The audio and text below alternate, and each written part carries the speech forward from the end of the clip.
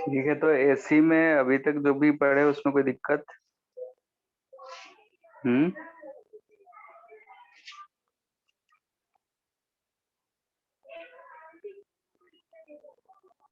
बोलो। सब तक सब तक क्वेश्चन सॉल्व नहीं किए। ठीक है, तो क्वेश्चन एक देखते हैं डाउट इसका। हाँ बोलो। सर, अगर एक गिवन टाइम पीरियड के लिए हम लोग को एनर्जी डिसिपेटेड निकालना है, तो फिर हम लोग वो पी एवरेज वाला अ, जो फॉर्मूला आया था यूज कर सकते हैं। वो जो टाइम इंटरवल है वो टाइम पीरियड से छोटा है। तो पी एवरेज तो हम लोग average time period 0 to T ही ना ले रखे हैं उसमें, यस तभी सर। 1/2 बोल पाए हैं और उसको 0 sin ωt को 0 बोल पाए हैं। Yes sir. ठीक है, और कोई टाइम इंटरवल लेंगे तो वैल्यू आएगा, जैसे साइन वाले के केस में 0 नहीं हो पाएगा। Yes sir. हम्म, और सर अगर टाइम इंटरवल टाइम पीरियड से बहुत बड़ा है तो फिर सर उसमें यूज कर सकते हैं ना। तब ले सकते हैं, बहुत बड़ा है यानी कि मतलब कि बहुत लंबा टाइम के लिए है, तो लंबे टाइम के लिए है तो हमें वैसा कुछ टाइम दिया नहीं है, तो मान सकते हैं उसका रिपीटेशन ही होगा। ठीक है। Yes sir. और सर अगर कहीं बस ऐसा लिखा हुआ है कि एसी सोर्स ऑफ वोल्टेज इतना, तो वो उसका आरएमएस वोल्टेज है कि पीक वोल्टेज है। अगर कुछ भी नहीं बोला है तो आरएमएस वैल्यू।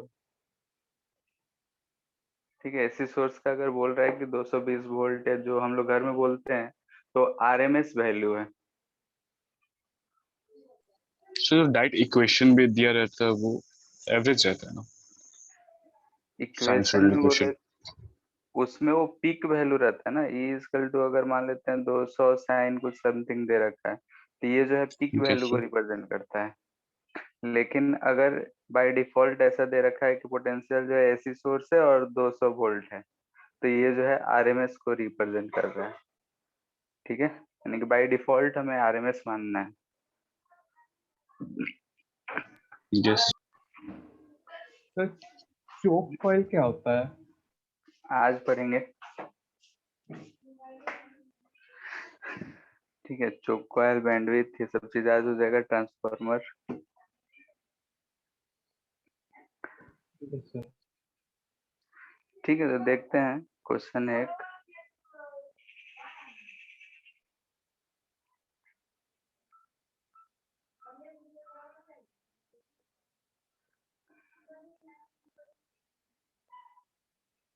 ऐसा दे रखा है, किसी सर्किट का पार्ट दे रखा है हमें, बोल रहा है कि ये point A B C D है, इसका कैपेसिटेंस है 2 फैरेड, ये पॉजिटिव माइनस वीसी है, ये R1 है 2 ओम, इसमें से करंट बह रहा है I1, ये R2 भी है 2 ओम और इससे करंट बह रहा है I2, ये प्लस माइनस VL है और L जो दे रखा है 4 हेनरी है।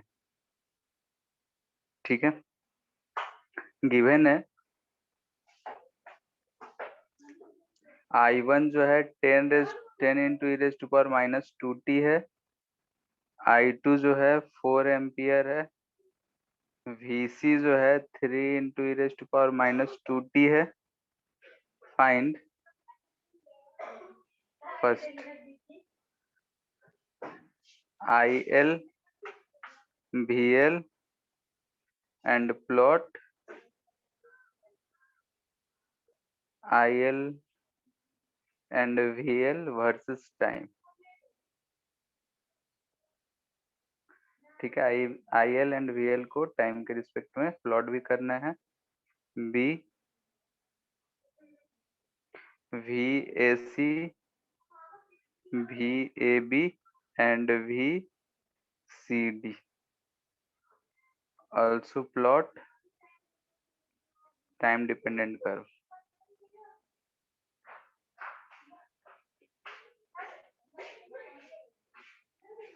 ठीक है, ये ऐसा कुछ सर्किट का पार्ट दे रखा है, इसमें से करंट, पोटेंशियल ये सब दे रखा है, और ये सारे कुछ जो हमें लिखा हुआ है वो हमसे पूछा जा रहा है। क्वेश्चन समझने में किसी को दिक्कत?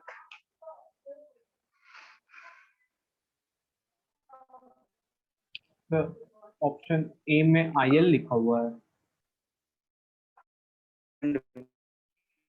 इस वाले part है, जिसमें इंडक्टर है उसमें करंट कितना है?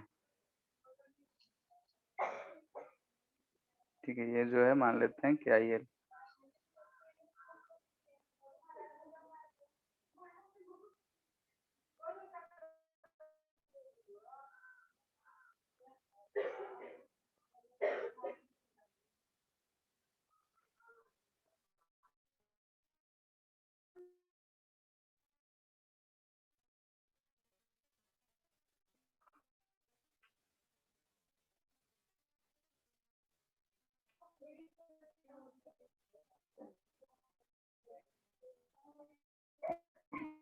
और ले दूं?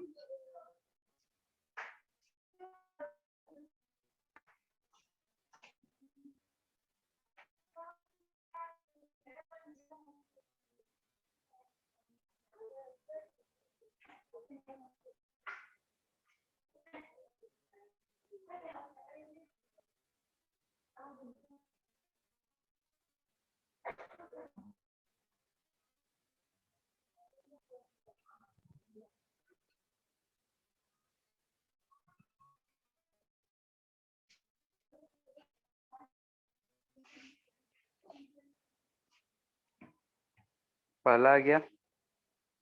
सर एक सेकंड बस आ रहा।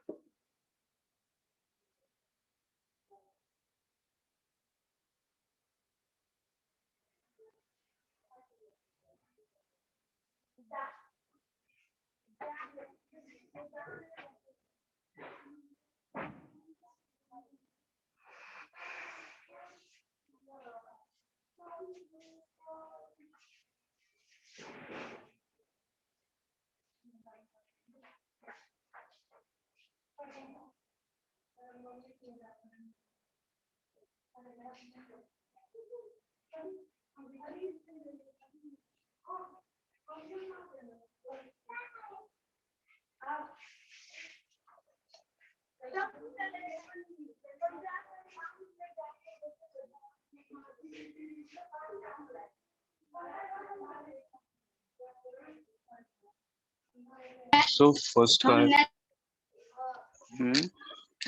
फर्स्ट का है 22 e to the power 2t minus 2t plus 4a IL।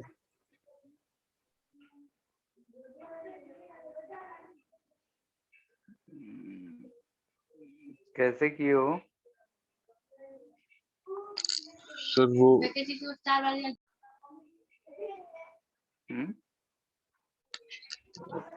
Sir capacitor में जो चार्ज है उसका चार्ज से I निकाल के उसके बाद I1 I2 सम ठीक है, और उसका सम जोड़ दिए। ठीक है, इधर प्लस क्यू इधर माइनस क्यू आएगा। कैपेसिटेंस 2 फेरेड है। पोटेंशियल जो दे रखा है VC, ये कितना दिया है?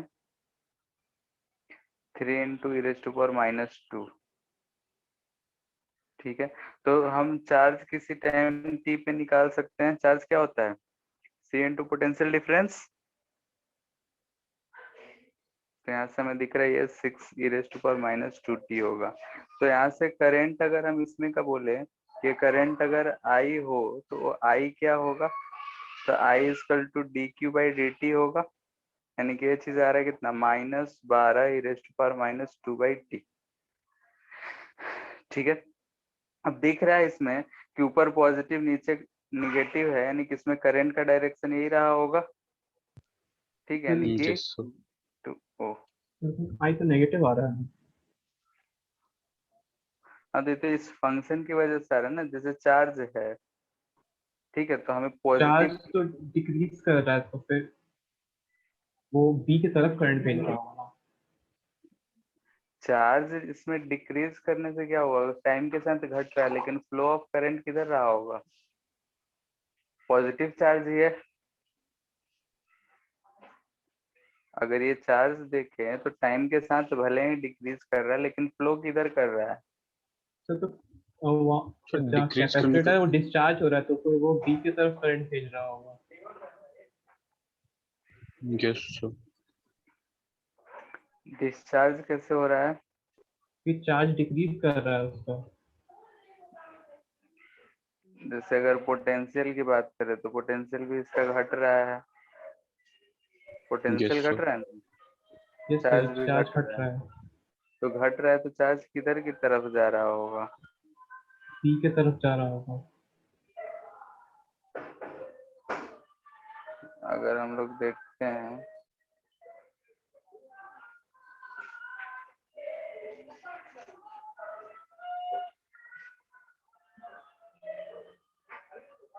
टाइम के साथ साथ ये चार्ज घट रहा है, यानी कि इस पे से पॉजिटिव चार्ज हम निकाल रहे हैं। अच्छा ठीक है, इधर की तरफ चार्ज जा रहा होगा। Yes sir. ठीक है, तो यस सर। करंट का डायरेक्शन इधर ही आएगा। ठीक है, माइनस आया, इसका मतलब डायरेक्शन जो है O2 B हमने यहाँ पे लिख रहा है O2 B। तो ये करंट का डायरेक्शन हो गया। अब यहाँ पे KCL अगर हम लगाएंगे तो IL को क्या लिख सकते हैं? देखो KCL लगाएंगे तो I1 plus I2 plus I plus IL, यही 0 होगा। Yes sir. I1 I2 जो है O की सर तरफ आई एल जा रहा है। नेगेटिव लेंगे ना, वो डायरेक्शन नीचे लिए। ठीक है, तो यहाँ पे तो हम सबको सम लिए, अब डायरेक्शन के साथ लिखते हैं। तो I1 I2 टुवर्ड्स O जा रहा है, तो इसे हम पॉजिटिव के साथ लिखेंगे। क्या क्या है? 4 और 10 raise to power 10 into e raise to power -2, यही था। आई जो आया ऊपर की तरफ जा रहा है, तो -3 हो जाएगा। ठीक यस है, सर। Yes sir. ठीक है, यहाँ पे बाहर जा रहा है तो हम IL इक्वल टू 0 लिख सकते हैं। यस यस यहाँ से IL आ गया कितना? 4 -2 ई रेज टू पावर -2t, यही दिख रहा है। Yes sir. Yes sir. ठीक है, तो ये IL आ गया। इसका कर्व बना सकते हैं? Yes sir. यस कैसे जाएगा? t इक्वल टू 0 पे तो 4 रहेगा, नहीं 4 -2 2 रहेगा, रहेगा। 2 रहेगा। और t इक्वल टू इन्फिनिटी पे 4 हो जाएगा। 4। ये 2 ये 4, और एक्सपोनेंशियल है तो ऐसा कुछ जाएगा। Yes sir.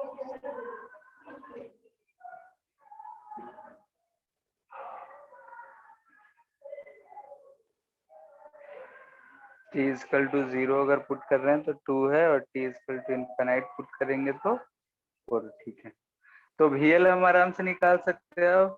क्या लिखेंगे? Yes L DIL/dt। Yes sir.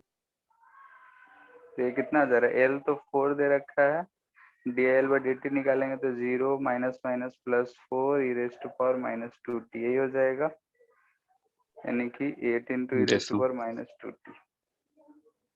इसका कर्व कैसे जाएगा? t इक्वल टू 0 पे 8 है,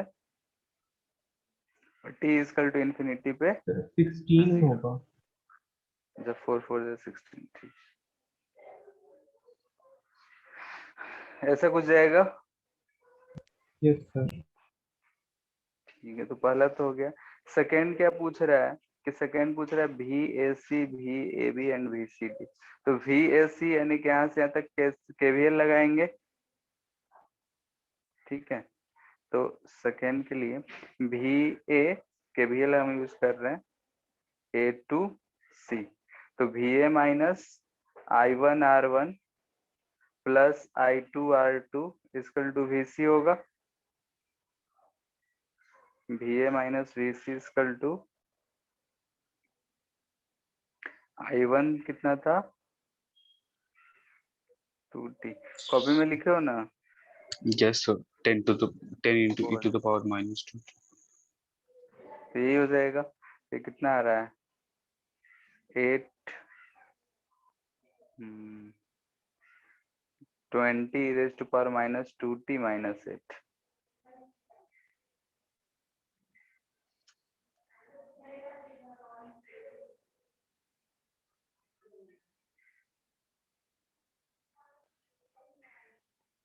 ये आ रहा है, डायरेक्शन के साथ लिखे तो ठीक है। इसका कर्व हम लोग बना सकते हैं। यस कैसा होगा?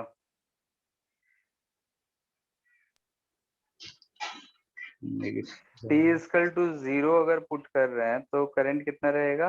20 माइनस 12। 12 ठीक है, और t इंफिनिटी पे माइनस 8, तो ऐसे जाएगा।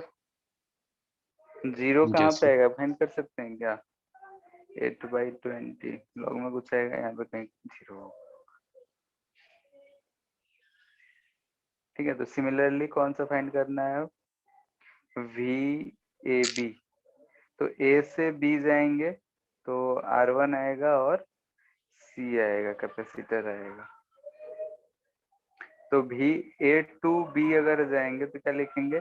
VA minus I1 R1। Capacitor में हम लोग लोअर से हायर जा रहे हैं तो प्लस लिखेंगे VC। यस ठीक है, ये कैपेसिटर है।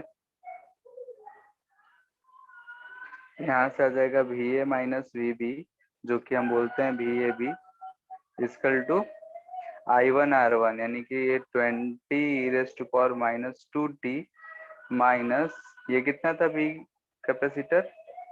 3 into e to the power minus 2t। तो हो जाएगा 17 into e raise to power minus 2t। ठीक है, ऐसे ही CD निकालना था तो C to D जाएंगे तो VC माइनस I2 R2। फिर इंडक्टर में जा रहे हैं तो इंडक्टर में हम लोग करंट जिधर था उधर, यानी हायर से लोअर जा रहे हैं तो minus L di/dt।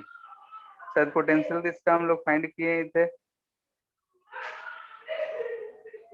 Equal to I2 R2 है 4 into 2 प्लस ये कितना आया था?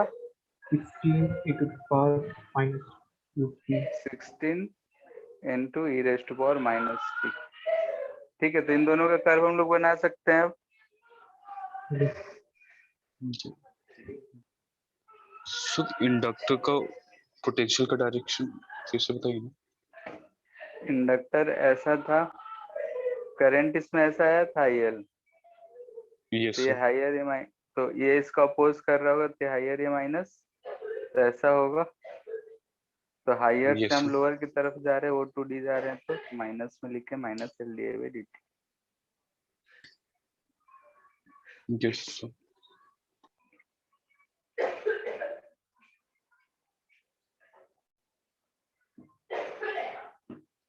एक और आसानी क्वेश्चन है।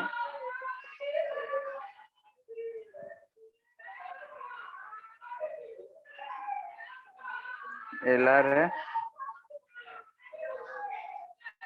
बोल रहा है ये 100 वोल्ट DC सोर्स है। ठीक है, 100 वोल्ट DC सोर्स है, तो इसमें करंट जो बह रहा है बोल रहा है 1 एम्पियर बह रहा है।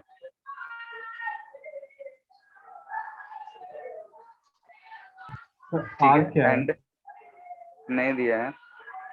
एंड व्हेन मतलब रेजिस्टेंस है एक। हाँ, जैसे L उसका इंडक्टर में इंडक्टर है, उसके पास कुछ रेजिस्टेंस होगा ना। Yes sir. ठीक है, हम लोग ऊपर नहीं माने लेकिन दिया है तो मानना पड़ेगा। 100 वोल्ट AC इज कनेक्टेड। ठीक है, इसकी जगह पे हम 100 वोल्ट AC अगर कनेक्ट कर रहे हैं, देन करंट जो हो जा रहा है वो 0.5 एम्पियर हो जा रहा है। ठीक है, एंड फ्रीक्वेंसी ऑफ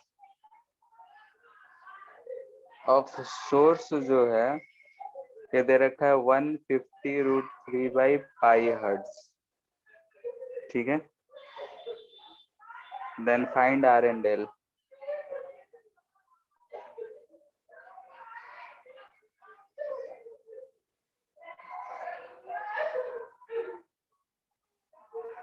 ठीक है, यानी कि 100 वोल्ट डीसी जब सोर्स कनेक्ट कर रहे हैं तो 1 एम्पियर करंट बह रहा है सर्किट में।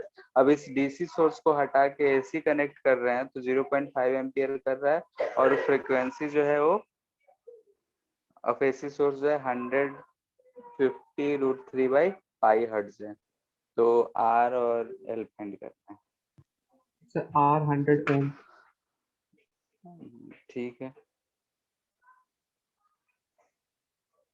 यहाँ से आई इक्वल टू क्या हो जाएगा, V D C by R. ठीक है, कांस्टेंट अगर करंट बह रहा है, डीसी हो रहे हैं, कांस्टेंट करंट बह रहा है, तो कांस्टेंट करंट के लिए जो डी मतलब पोटेंशियल डिफरेंस होगा वो तो 0 हो जाएगा इंडक्टर का, तो भी जो होगा वो 100 ही होगा इसके क्रॉस। यहाँ पे 100 बाई आर निकालना है। This implies R is equal to 100/1 100 ohm. L 6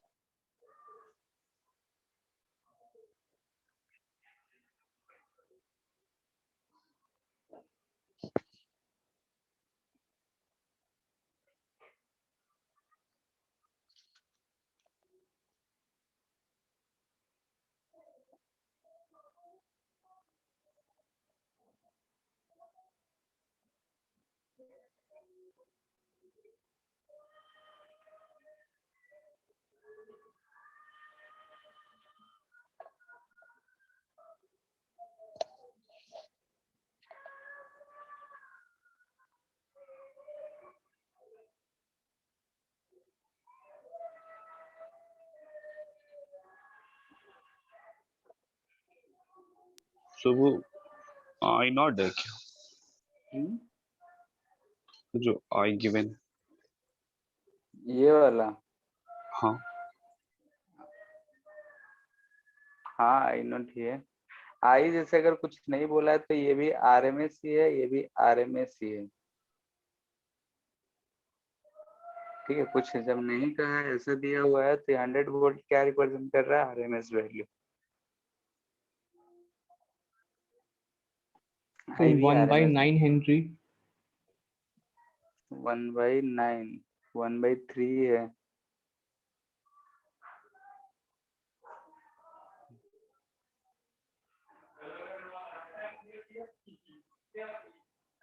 for AC हम लोग लिख सकते हैं, आई जो है V/Z लिख सकते हैं हम लोग। ठीक है, यस तो सर। V कितना है 100, तो यहाँ से Z फाइंड कर लेते हैं। Z इक्वल टू हो जाएगा V/I यानी कि 100/0.5 यानी कि 200। ठीक है, तो Z जो होता है इसके लिए √R² प्लस XL का स्क्वायर होता है, तो ये हमें दिख रहा है 200। R तो हम 100 पता कर चुके हैं, तो स्क्वायर कर देते हैं, तो दिस इंप्लाइज दैट कि 100 का स्क्वायर प्लस XL का स्क्वायर इक्वल टू 200 का स्क्वायर।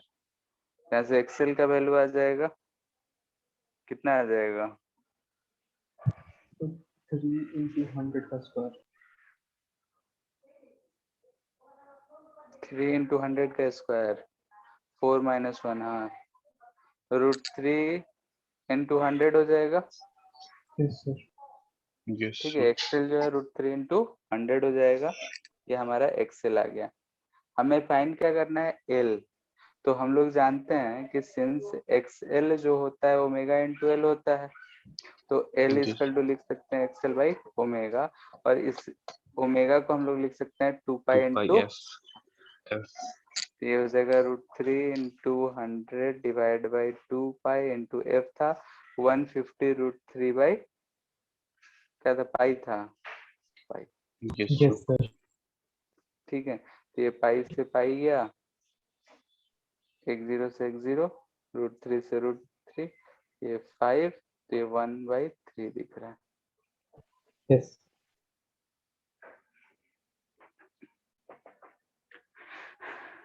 ठीक है, तो एसी वाले में ऐसा ऐसा क्वेश्चन रहेगा। बाकी तो हम लोग अगर कॉम्बिनेशन का दिया था तो उसमें हम लोग देखे ही थे, उसको हम लोग फाइंड कर सकते हैं। पावर वाला था वो भी हम लोग देखे ही थे। नेक्स्ट वही देखते हैं, चोक कॉइल।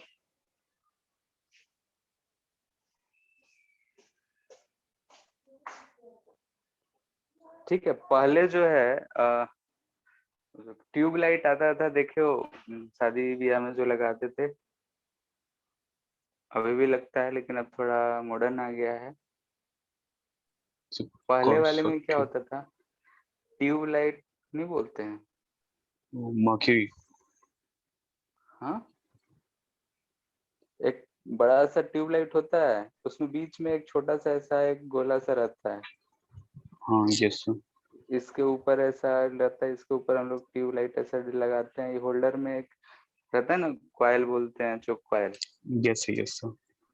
ठीक है, तो उसी का बात हो रहा है, चोक कॉइल। और देखे होगे कि मतलब दो तार निकला होता है, उसे टच करने से वोल्टेज बढ़ जाता है। ठीक है, तो चोक कॉइल क्या होता है कि चोक कॉइल में हम लोग दो चीजें कंसिडर करते हैं उसमें, कि एक तो इंडक्टर और एक रेजिस्टर। इंडक्टर और रेजिस्टर जो होता है सीरीज में कनेक्टेड होता है। ठीक है, यानी कि जो चोक कॉइल है अंदर में वो ऐसा कुछ होता है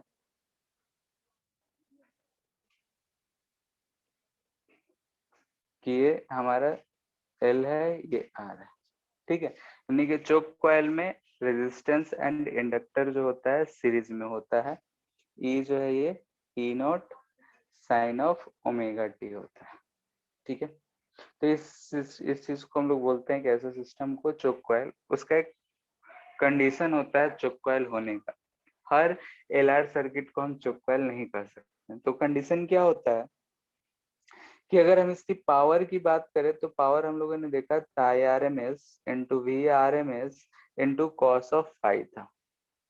अगर हमें पावर को मैक्सिमम चाहिए, यानी कि फॉर पावर टू मैक्सिमम, हमें यहाँ पे कॉस ऑफ फाइव जो है ये मैक्सिमम चाहिए। यस ठीक सर। है, तो कॉस ऑफ फाइव मैक्सिमम कब हो सकता है, बोलो। जीरो। ट्यूब तो रेजिस्टिव सर्किट में। यहाँ पे सिर्फ एलआर सर्किट है, तो इसमें कब हो सकता है मैक्सिमम, जब फाई क्या हो, जीरो। टेंड्स टू जीरो हो, फाई मिनिमम हो, सर। तभी। हाँ, यस सर। तो फाई मिनिमम होने का क्या कंडीशन हो सकता है, very high resistance. Yes sir. Very high resistance. यानी कि अगर हम लोग ऐसा देख रहे हैं कि ये चीज है, ठीक है, अगर इधर की तरफ हम एक्सेल लेते हैं, इधर की तरफ आर लेते हैं, तो जेड हमारा ये होता है, ये एंगल फाई कहलाता है। फाई को हमें मिनिमम करना है, तो रेजिस्टेंस जो होगा वो क्या होगा, मैक्सिमम। ज्यादा होगा। यानी कि ओमेगा एल हम बोल सकते हैं कि इसमें बहुत कम हो, फ्रीक्वेंसी क्या हो, कम। ठीक है, तो इस केस में अगर ऐसा है तो यहाँ से हम बोल सकते हैं कि जेड जो है वो अप्रोक्सीमेटली कितना हो जाएगा, बोलो। R. Under root R square plus omega L का होल स्क्वायर लिखते हैं, तो हम लोग आर लिख सकते हैं। Yes sir. ठीक है, तो अगर हम ऐसा लिख सकते हैं तो ये आर के बराबर हो गया, तो यहाँ पे कॉस फाई क्या हो जाएगा, वन। 1। वन हो जाएगा, तो जीरो ही हो गया, कुछ गड़बड़ कर रहे हैं क्या। बाइनोमियल। अच्छा ठीक है, तो ठीक है, जेड इजकल टू आर आ गया, तो पावर मैक्सिमम इसमें क्या आ जाएगा, I R M S into V R M V S. R. ठीक है, तो इसी चीज को बोलते हैं हम लोग चोक कॉइल।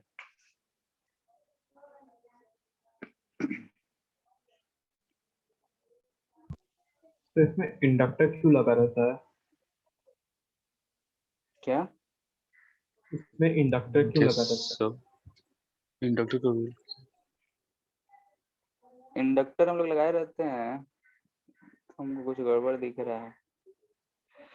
जैसे इंडक्टर इसमें लगा होता है कि जैसे हम लोग एसी करंट लगा रहे हैं, तो डायरेक्ट अगर रेजिस्टेंस से चलाएंगे तो एक पर्टिकुलर वैल्यू हमें नहीं मिलता है करंट का। ठीक है, इंडक्टर लगा हुआ है तो यहाँ जो है हमें क्या दिख रहा है, कॉस फाई जीरो हो जा रहा है, तो जो करंट मिलेगा वो हमें कांस्टेंट मिलेगा। जैसे कि IRMS cos थीटा, हम लोग वाटलेस करंट और पावर फैक्टर की बात किए थे, तो इसमें वाटलेस करंट क्या हो जाएगा, 0। 0। ठीक है, तो प्योर रेजिस्टर सर्किट में तो पॉटलेस करंट 0 होता है। तो प्योर अगर हम जैसे Z इक्वल टू R आ गया तो नॉट बी R, वही चीज आएगा, तो 0 ही रहेगा। वही हमको भी लग रहा है हम इसमें कुछ गड़बड़ कर रहे हैं क्या।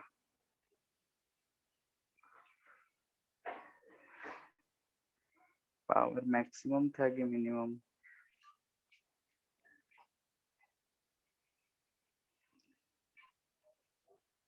अच्छा ठीक है, वही उल्टा लिख दिए हैं। जैसे कि चोक कॉइल होता है, तो चोक कॉइल में हम लोग क्या देखते हैं कि बाकी चोक कॉइल बोल रहे हैं, ये जो ट्यूबलाइट हम लोग यूज करते हैं तो उसमें पावर क्या करता है वो, बाकी जो हमारा ये टंगस्टन वाला था उसके कंपैरिजन में पावर जो है कम घिसता था और यस। ज्यादा ब्राइटनेस करता था। ठीक है, तो वही हम बोल रहे हैं कि उल्टा कर रहे हैं।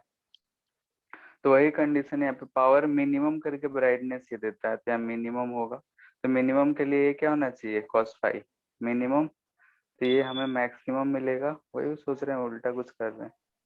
तो यहाँ से ओमेगा एल क्या हो जाएगा, much much greater than omega L, तो जेड जो मिलेगा हमें क्या मिलेगा, ओमेगा इंटू एल, तो कॉस ऑफ फाई यहाँ से क्या मिल जाएगा, आर बाई ओमेगा एल। ठीक है, तो चोक कॉइल में ये होता है कि हम इससे मिनिमम, यानी कि इंडक्टर इसलिए लगाए होते हैं कि करंट तो बहे, अब ये जो रेजिस्टर है यानी कि हमें लाइटनिंग चाहिए तो कुछ ना कुछ उसमें सर्किट होगा, तो रेजिस्टर को रिप्रेजेंट कर रहा है, उसमें अगर हम इंडक्टर लगा देते हैं तो अगर ऐसा सिचुएशन बनता है जब cos of pi R by omega L है, तो उस केस में हमें पावर मिनिमम हो रहा है और ब्राइटनेस हमें ज्यादा मिलता है। ठीक है, तो इस केस में पावर हो यस जाएगा IRMS VRMS into R by omega L, इस चीज को कॉस चोक कॉइल कहते हैं। ठीक है, उल्टा ही बोल दिए थे। इसके बाद है रेजोनेंस का condition, condition of resonance. Resonance क्या होता है पता है, फ्रीक्वेंसी तो इक्वल हो जाता फ्रीक्वेंसी इक्वल हो जाता है जब रेजोनेंस फंक्शन। तो यहाँ किस किस का फ्रीक्वेंसी इक्वल करेंगे, सोर्स का और इंडक्टर। बोलो इंडक्टर। क्यों, अगर LRC सर्किट पूरा का अगर हम बात करेंगे, LRC सीरीज सर्किट की हम बात करेंगे, LCR सीरीज, ठीक है, एक रहे दो रहे यानी तीनों का हम बात कर रहे हैं। तो कंडीशन ऑफ रेजोनेंस होने के लिए तो इसमें तीनों में क्या कॉमन रहेगा, करंट। यस। ठीक है, तो अगर हम देखेंगे कि करंट का जो फ्रीक्वेंसी है और इसका दोनों अगर सेम हो जाए तो हम लोग बोलते हैं कि रेजोनेंस कंडीशन है। ठीक है, तो ये कब आता है उस चीज की बात करें तो हम जानते हैं कि करंट जो बहता है इसमें क्या बहता है, आई नॉट के टर्म में लिखे तो वी नॉट बाई जेड, यानी कि R square plus XL minus X C का होल स्क्वायर। ठीक है,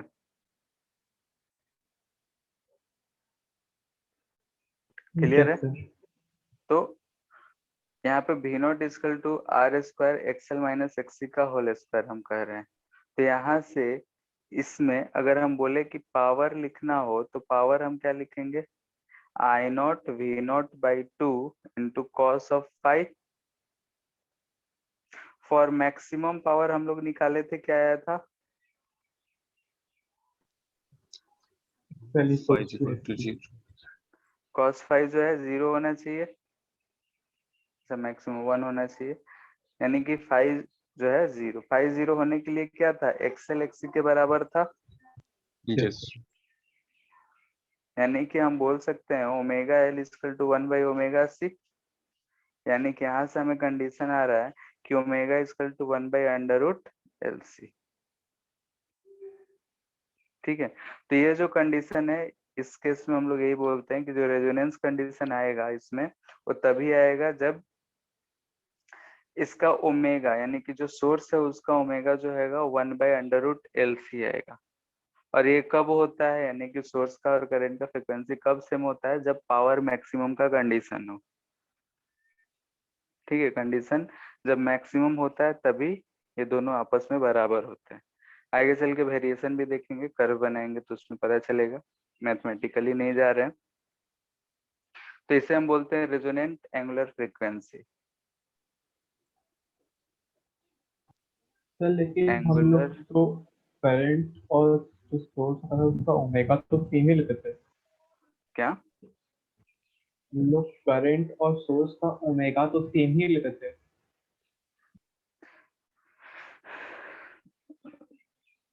सोर्स का ओमेगा, ठीक है, हाँ, अच्छा हाँ ठीक है। जैसे कि इसमें हम लोग बोल रहे हैं कि ये जो रेजोनेंस का कंडीशन है, ये रेजोनेंस कंडीशन आता है कि जब पावर मैक्सिमम का कंडीशन को बोलते हैं। ठीक है, और इसी चीज को बोलते हैं कि जो कंडीशन आता है तो कब आता है, तो जब एक्सएल एक्सी के बराबर हो तो उस चीज को बोलते हैं कि ये रेजोनेंस कंडीशन है। चलिए अब फिर से इसमें एक्सप्लेन कीजिए। दो वेव तो इसमें हम दिख नहीं रहा है।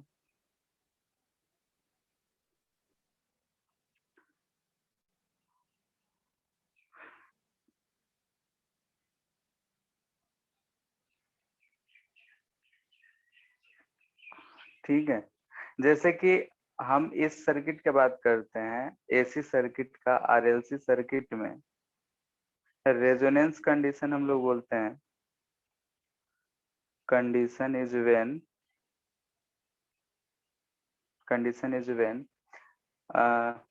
एक्सएल, यानी कि हम बोल सकते हैं कि circuit behaves as pure resistive. ठीक है, प्योर रेजिस्टिव होने के कहने का मतलब क्या हुआ? ठीक है, ये कंडीशन होता है कि मैक्सिमम पावर। आरएलसी सर्किट को हम बोलेंगे कि रेजोनेंस कंडीशन में है, तो कंडीशन क्या है कि सर्किट जो है प्योर रेजिस्टिव है। तो प्योर रेजिस्टिव होने के लिए हम लोगों ने देखा था कि इसके लिए एक्सएल क्या होना चाहिए, एक्सी के बराबर, यस तभी सर। प्योर रेजिस्टिव था। और एक्सएल एक्सी के बराबर था तो पावर क्या था, मैक्सिमम था। Yes sir. ठीक है, तो इसमें सर्किट में हम लोग यही चीज इसको डिफाइन करते हैं कि रेजोनेंस स्टेट या रेजोनेंस ऑफ ऐसी सर्किट तब कहलाएगा जब इम्पीडेंस जो है प्योर रेजिस्टिव हो जाए, यानी कि सर्किट प्योर रेजिस्टिव की तरह बिहेव करे, या फिर मैक्सिमम पावर हो। ठीक है, इस चीज को हम लोग डिफाइन करते हैं। अभी कहाँ से है कैसे है इसके बारे में हम लोग को उतना नहीं जानना है।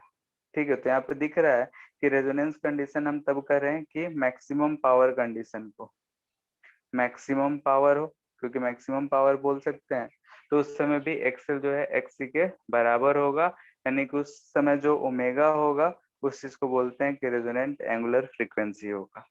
तो जो हम फ्रीक्वेंसी की बात कर रहे हैं, रेजोनेंट फ्रीक्वेंसी, तो ये हम लिख सकते हैं ω/2π। ठीक है, तो ये 1/2π √1/LC हो।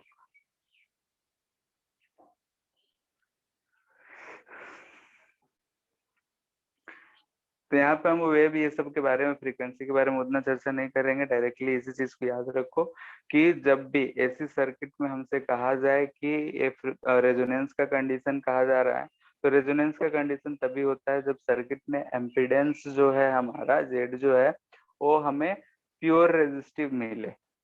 ठीक है, तो प्योर रेजिस्टिव मिलने के लिए एक्सएल और एक्ससी का इफेक्ट नहीं होना चाहिए, यानी कि cos फाई 0 होना चाहिए, पावर मैक्सिमम होना चाहिए। तो इस कंडीशन को हम लोग बोलते हैं कि ये बाई कंडीशन जो है हमारा रेजोनेंस का कंडीशन है, और बोले है circuit is in resonance state.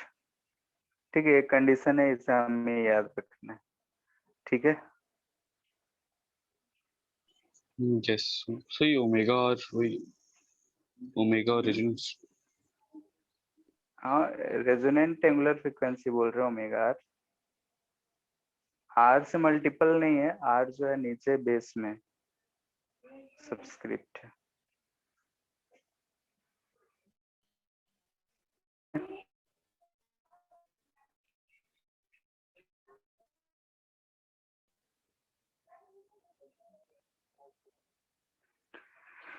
ठीक है, इसके बाद एक और है, उसमें भी हम लोग कहाँ से कैसे क्या किए ये चीज हम लोग नहीं देखते हैं। Variation of current with I, current with time, नहीं फ्रीक्वेंसी, ओमेगा ठीक है, एंगुलर फ्रीक्वेंसी। एंगुलर फ्रीक्वेंसी से करंट कैसे वेरी करेगा, तो हम लोग जानते हैं अगर आई नॉट के टर्म में लिखे तो V naught by under root R plus omega L minus 1 by omega C का होल स्क्वायर लेंगे। Yes sir.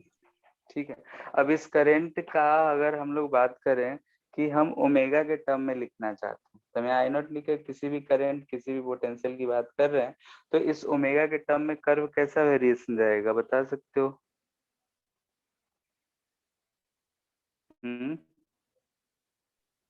सर एक second, variation of current with omega बता सकते हैं क्या होगा?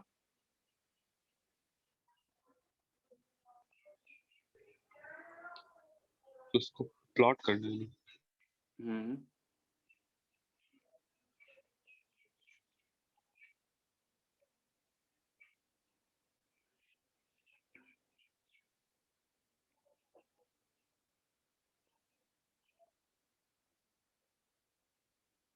ठीक है, तो ऐसा सर कर्व को बनाने के लिए हम लोग शायद ऐसा फंक्शन देखे नहीं है,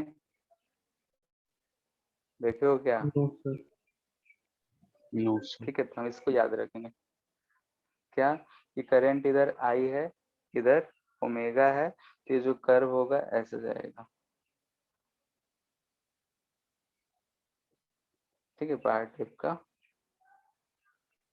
ऐसा जाएगा कुछ, दोनों तरफ सिमेट्रिक रहता है, थोड़ा सा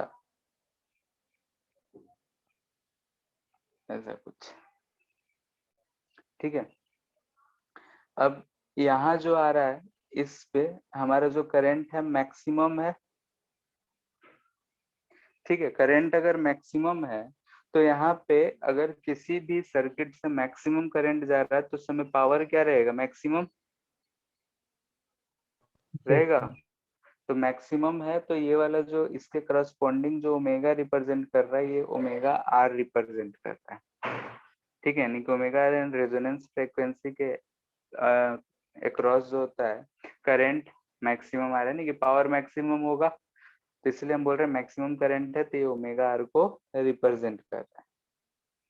ठीक है, अब हम लोग अगर पावर मैक्सिमम देखे थे कि ऑल्सो पावर मैक्सिमम हम लोग लास्ट क्लास लिखे थे तो क्या लिखे थे, क्या आया था बोलो? IRMS VRMS। I R M S into V R M S, जिसे हम बोल रहे हैं आई मैक्स इंटू जो भी होगा। ठीक है, इसके करस्पॉन्डिंग वी भी यस। मैक्सिमम ही रहा होगा। ठीक है, तो हम आई एम को ही रिप्रेजेंट कर रहे हैं, तो यहाँ से हमें क्या दिख रहा है कि अगर हम यहाँ पे देखें तो क्या बोल सकते हैं कि जो हम मैक्सिमम की बात कर रहे हैं तो ये आई आर एम एस के बराबर ही होगा। ठीक है, क्योंकि करंट हम यूज कर रहे हैं तो आरएमएस है तो भी मैक्सिमम भी वी आरएमएस के बराबर ही होगा। कंपेयर कर रहे हैं हम लोग तो बोल सकते हैं ना कि मैक्सिमम जो है आरएमएस के करस्पॉन्डिंग आया है, तो हम लोग यहाँ पे उसे आरएमएस लिख सकते हैं। Yes sir. इससे नहीं आ रहा है समझ तो ऐसे देख लो, आई स्क्वायर आर भी लिखे थे हम लोग, तो इसे आई एम का स्क्वायर इंटू आर लिख सकते हैं। ठीक है, तो यहाँ से हम क्या बोल सकते हैं कि मैक्सिमम केस में जो मैक्सिमम हम करंट बोल रहे हैं ये और कुछ नहीं बल्कि आरएमएस करंट ही है। ठीक है, तो यहाँ से हम बोल सकते हैं कि जो मैक्सिमम करंट आया है वो क्या है, हमारा आई मैक्स है। इसके अलावा और कोई भी करंट अगर हम लेते हैं तो हमें क्या दिख रहा है कि दो दो वैल्यूज मिल रहे हैं ओमेगा के, यानी कि ओमेगा के दो दो वैल्यूज पे हमें करंट मिलेगा। कहीं भी लाइन ड्रॉ करेंगे तो एक लाइन हम यहाँ पे ड्रॉ कर रहे हैं। ठीक है, ये किसके लिए, तो हम आई मैक्स बाई √2 के लिए नहीं ड्रॉ कर रहे हैं, आई मैक्स बाई √2 या फिर I R M S by √2। ठीक है। इसके लिए अगर हम ड्रॉ करेंगे तो हमें ऐसा 2 पॉइंट्स मिलेंगे। ये लाइन हम यही 2 पॉइंट्स क्यों लिए, वो रीजन है कि अगर हम पावर चाहते हैं कि पावर मैक्सिमम का आधा हो, तो इसके लिए करंट कितना होगा बता सकते हैं? बोलो। So I by root 2. If power is maximum का आधा हो तो आई इस केस में हम क्या लिख सकते हैं? हम ऐसा लिख सकते हैं, I by root 2. ठीक है, वही चीज है।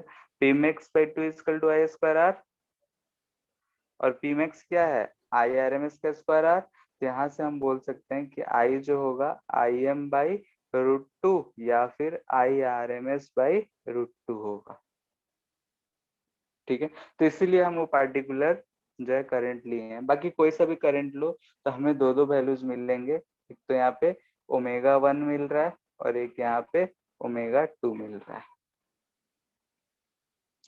इन दोनों का जो डिफरेंस है यानी कि ओमेगा 2 माइनस ओमेगा 1, इसे हम डेल्टा डब्ल्यू बोल रहे हैं, यानी कि ओमेगा 2 माइनस ओमेगा 1। ये जो चीज डिफरेंस है इसे हम बोलते हैं बैंडविड्थ, ठीक है। कोई भी सिग्नल है तो उसका बैंडविड्थ कहलाता है कि ओमेगा 2 माइनस ओमेगा 1, यानी कि पावर मैक्सिमम का जब आधा होगा तो उसके लिए ये डिफाइंड है। यानी कि हम बोल रहे हैं कि difference in angular frequency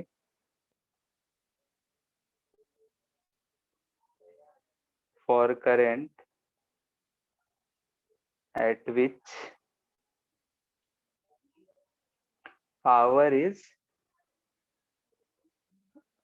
1/2 of P max, ठीक है। पावर जो है मैक्सिमम पावर का जब आधा हो उस करंट के लिए अगर हम लोग ओमेगा 1 और ओमेगा 2 दो फ्रीक्वेंसी मिल रहा है तो उन दो फ्रीक्वेंसी का जो डिफरेंस है उसे हम लोग बोल रहे हैं कि it is called bandwidth,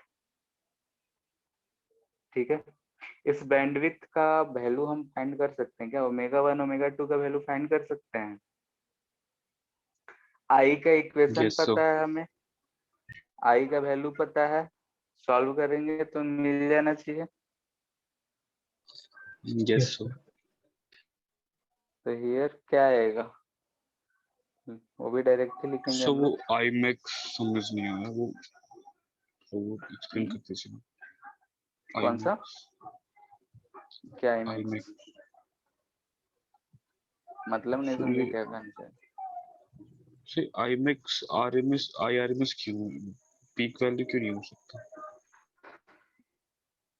maximum power क्या था? I R M S square into R Yes, था। so और yes, so अगर हम बोल रहे हैं कि सर्किट से मैक्सिमम करंट यही जा रहा है तो क्या मैक्सिमम पावर यही होगा?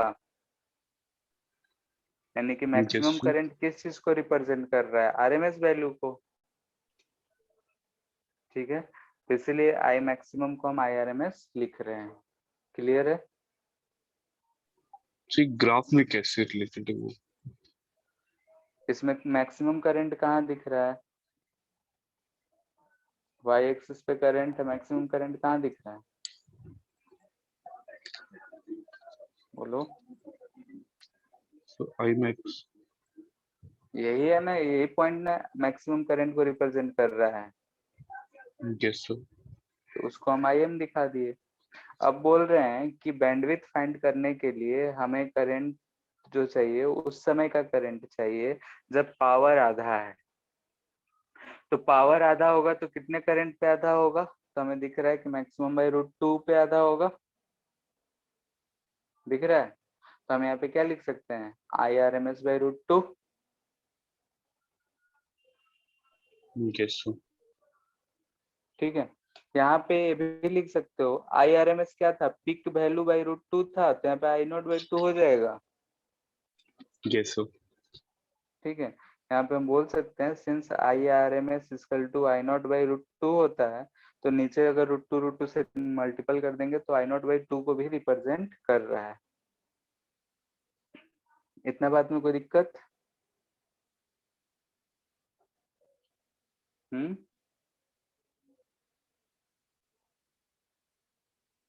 No sir. ठीक है, तो अब यहाँ पे हमें ओमेगा 1 और ओमेगा 2 को फाइंड करना है। तो ओमेगा 1 और ओमेगा 2 कैसे आएगा?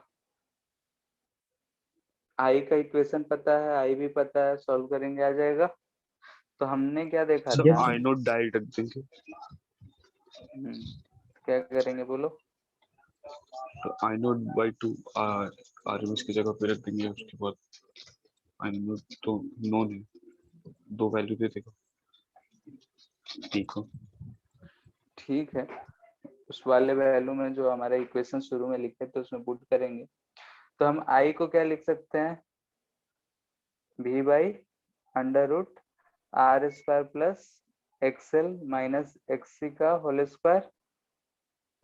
Yes sir. ठीक है, इसका हम ऐसे लिख ले रहे हैं v by under root R square plus X square, यानी कि हम इन दोनों को x बोल दिए। ठीक है, यस ठीक है। ऑल्सो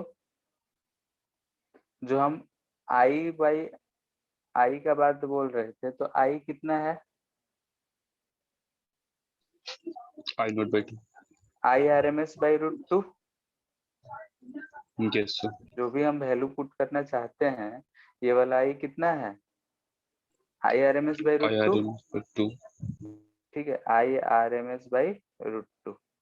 तो हम इसे और क्या लिख सकते हैं? वी आर एम एस के टर्म में लिखे होते तो ऊपर भी वी आर एम एस होता, तो यहाँ पे भी हम बोल सकते हैं V R M S by root 2 into R. ये वाला चीज पहले हम लोग देखे थे।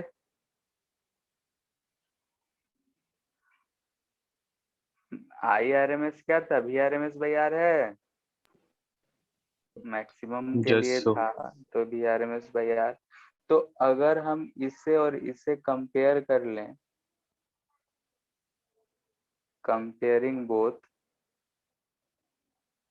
तो हमें क्या दिख रहा है कि R square plus X square equal to 2r square है।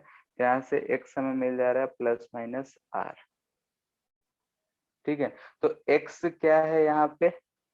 तो x है omega L minus 1 by omega C equal to plus minus r आ रहा है। इसे सॉल्व करेंगे तो ओमेगा के कुछ वैल्यूज मिलेगा। सर ठीक है, ओमेगा 1 माइनस ओमेगा 2 आ रहा है into R square plus L square plus 2 by L C. ठीक है, कुछ खतरनाक सा आता है, उसको डायरेक्ट इक्वेशन सॉल्व करने जाओगे तो और भी दिक्कत आएगा। वो इसलिए क्योंकि हम यहाँ पे लिखेंगे अगर I M by root 2 equal to V M by under root R square plus omega L minus 1 by omega C का होल स्क्वायर, इसे सॉल्व करेंगे। ठीक है, तो उसी चीज को हम कह रहे हैं सॉल्व करने के लिए। तो कंपेयर करके हम ऐसे लिख सकते हैं और यहाँ से डायरेक्ट हम रिजल्ट को याद रखेंगे। ठीक है, तो इतना आ रहा है। इसे अगर हम सॉल्व करेंगे तो सॉल्व करने से हमें मिलेगा ओमेगा 1 इजकल टू, सॉल्व करके सिंप्लीफाई करने के बाद L by 2r plus under root R square by 4l square plus 1 by L C, और ओमेगा 2 आएगा plus L by 2r plus under root R square by 4l square plus 1 by L C. ठीक है, plus minus आप क्यों दिए हैं? और क्या एक ही वैल्यू क्यों नहीं दिए? क्या वहाँ पे प्लस माइनस आर क्यों दिए हैं? कभी भी स्क्वायर को रूट लेते हैं तो प्लस माइनस में ही तोड़ते हैं। Yes, sir। ठीक, कभी भी वो आदत बना तो के सर रखना पड़ता है। 4 सॉल्यूशन आ जाएगा फिर तो। हाँ, 4 आएगा तो उसमें से 2 सॉल्व करोगे तो 2 इक्वल आ जाता है, ऐसा कुछ होता है। ठीक है, तो सॉल्व करने शायद जाएंगे 2 तो नेगेटिव आ जाएगा। हाँ, ऐसा ही कुछ आता है तो 2 जो है निकल जाएगा। अब सॉल्व करने पे बात पता चलेगा। फाइनली जो है ये याद रखना है कि ओमेगा 1 जो है इतना है और ओमेगा 2 जो है ये। ठीक है, क्या है? इतना है। यस तो सर। बैंडविथ अगर हमसे पूछा जाए इस केस में तो हम क्या लिख सकते हैं? L omega 2 minus omega 1। Omega 2 minus omega 1, दोनों में से सब्ट्रैक्ट करेंगे तो ये वाला तो रूट वाला टर्म कट जाएगा। Yes sir.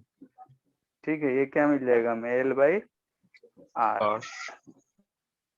ठीक है, तो यहाँ से हम बोलते हैं bandwidth delta W equal to L by R होता है। ठीक है, बैंडविड्थ क्या रिप्रेजेंट करता है, जैसे कि कोई भी सिग्नल है, रेडियो चलाते थे पहले तो हम लोग चैनल चेंज करते थे।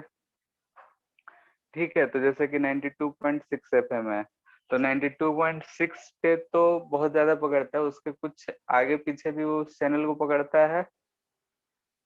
यस एक सर। थोड़ा सा रेंज होता है हाँ, तो उस लेकिन चीज को, आवाज क्लियर नहीं रहता है। हाँ क्लियर नहीं रहता है। ठीक है, मैक्सिमम जो होता है उस पे रहता है, थोड़ा सा जो है कितने विड्थ में ये हम रखेंगे। ऐसा कभी चैनल नहीं देखे होगे कि 92.6 भी है और 92.7 भी है। ठीक है, क्योंकि कि सबका कुछ पार्टिकुलर हर सिग्नल का कुछ बैंडविड्थ होता है। आगे चल के देखेंगे कि कौन सा ज्यादा सिलेक्टिव है, कौन सा ज्यादा सिलेक्टिव नहीं है। तो सिलेक्टिव कैसे डिपेंड करेगा। तो तुम ही लोग अभी से बताओ कि अगर हमें कोई भी ऐसा सिग्नल चूज करना हो तो सिलेक्टिव किसे रखेंगे, जिसका बैंडविड्थ कम होगा हो या बैंडविड्थ ज्यादा होगा हो, बोलो। तो बैंडविड्थ कम रहेगा। कम रहेगा वो, सिलेक्टिविटी ऑफ रेजोनेंस सर्किट। ठीक है, अगर हम चाहते हैं कि सिलेक्टिविटी कम हो, अब ये रेजोनेंस यहाँ का अगर हम बात कर रहे हैं तो जो हम बाहर से सिग्नल भेज रहे हैं उसका जो फ्रीक्वेंसी होना चाहिए, जो हमारे चैनल है उसका फ्रीक्वेंसी दोनों मैच करेगा तो चैनल पकड़ता है। तो उसमें अगर हम लोग देखते हैं कि बैंडविड्थ है तो बैंडविड्थ जो ज्यादा रहा तो हमारे लिए ज्यादा फायदेमंद नहीं है, उसके लिए ज्यादा स्पेस छोड़ना पड़ेगा। ठीक है, अगर हम फ्रीक्वेंसी चेंज करते हैं तो हम लोग बोलते हैं कि जिसका बैंडविड्थ कम होगा, डेल्टा ओमेगा अगर लेस है तो मोर सेलेक्टिव होगा। ठीक, फिर से एक्सप्लेन कीजिए ना। जैसे कि अगर हम बोल रहे हैं डेल्टा डब्ल्यू यानी कि बैंड विड्थ, यानी किसी भी पार्टिकुलर सिग्नल का रेंज को हम मान सकते हैं कितने रेंज तक वो इफेक्टिव है। ठीक है, इतने रेंज तक हम यस सर। दूसरा और कोई सिग्नल नहीं लगा सकते। जैसे किसी रेडियो चैनल का बात करें तो 92.6 बिग एफएम है, मिर्ची है, पता नहीं कौन सा है। तो 92.6 अगर हम लेते हैं तो बैंडविड्थ उसका कुछ होगा। 90 तो 92.7 रेडियो सिटी है। किसका है, radio city. Radio, radio city पहले बिग एफएम का था, रेडियो सिटी। वैसा ही कुछ है किसी का। ठीक है, 92.7, फिर एक 98.2 शायद है, रेड मिर्ची कुछ है। ठीक है, कुछ कुछ। तो उसी में हम लोग देखते हैं कि सबका एक बैंडविड्थ होता है, तो उस बैंडविड्थ के रीजन में हम दूसरा नहीं डालते हैं कि दोनों आपस में फिर क्या करेगा, इंटरफेरेंस करेगा। ठीक है, यस सर। सो तो सेलेक्टिव वही समझ चीज नहीं बोल आया, रहे हैं। सेलेक्टिव किस बेसिस पे की?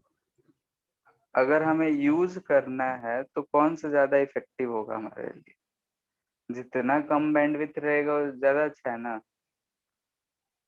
सर क्यों? ज्यादा होगा तो ज्यादा किसी भी ज्यादा रेंज फ्रीक्वेंसी तक पकड़ लेगा। पकड़ रहा है तो मान लेते हैं हमारे रेडियो में 0 to 100 तक है, एक ही पकड़ रहा है 0 से 50 तक, तो हमारे लिए नुकसान है कि फायदा है। नुकसान। तो इसीलिए बोलते हैं लार्ज है तो हम लोग बोलते हैं लेस सिलेक्टिव। ठीक है, यानी कि कहने का मतलब है कि अगर ऐसा हमारा है current versus signal versus omega, और एक ऐसा है, ये हम बोल रहे हैं फर्स्ट, ये बोल रहे हैं टू, तो कौन सा सिलेक्टिव होगा हमारे लिए, अच्छा कौन सा होगा। ऐसा ग्राफ तो सर एसएचएम में दिया है। क्या, ऐसा ग्राफ तो एसएचएम में दिया है। एसएचएम में दिया है, एसएचएम में भी दिखाना है ऐसा एक ग्राफ। एसएचएम में कहाँ था, फर्स्ट। डैम्प ऑसिलेशन। अच्छा डैम्पिंग वाले में था ना। तो हाँ, डैम्प एक्सपोज solution. ठीक है, डैम्पिंग में भी था, फिर वहाँ क्या बोलते हैं, energy radiated by black body भी था। Yes, sir. ठीक है, तो ये चीज है। इसके बाद अगर हम क्वालिटी फैक्टर, इस केस में अगर बात करें रेजोनेंस सर्किट का क्वालिटी फैक्टर, तो क्वालिटी फैक्टर जो होता है Q से लिखते हैं हम लोग, ये बोलते हैं मैक्सिमम एनर्जी स्टोर्ड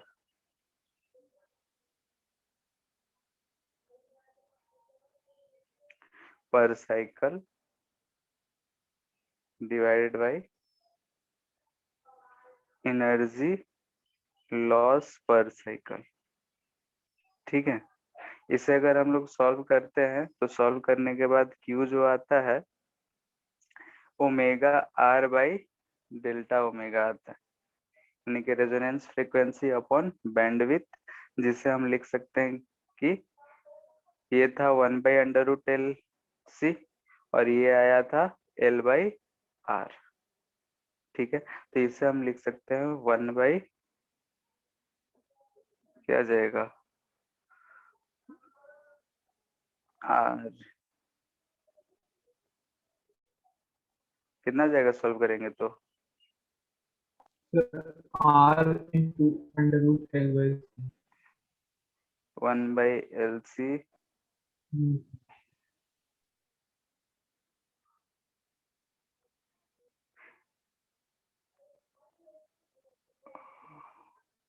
R/L हो जाएगा ये, Yes, sir. Yes, into sir. 1/√LC, ये आएगा ना? Yes, sir. Yes, sir. ठीक है, सिंप्लीफाई करेंगे तो क्या हो जाएगा, इतना ही रहने Simplify दो, होगा. कोई फायदा नहीं है।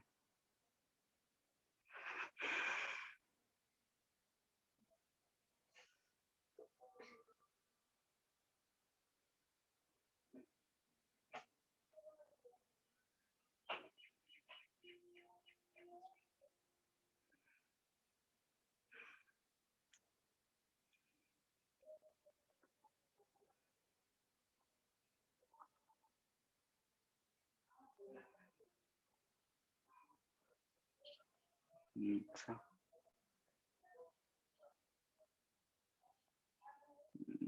यहाँ पे कुछ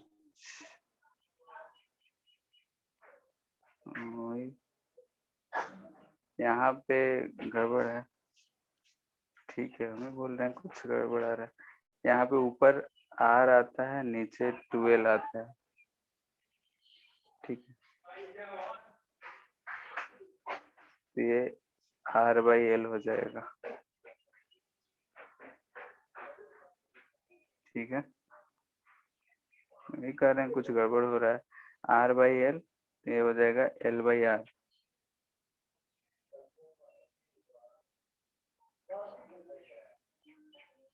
तो यहाँ से ये चीज कितना जाएगा, 1/R√L/C। ठीक है,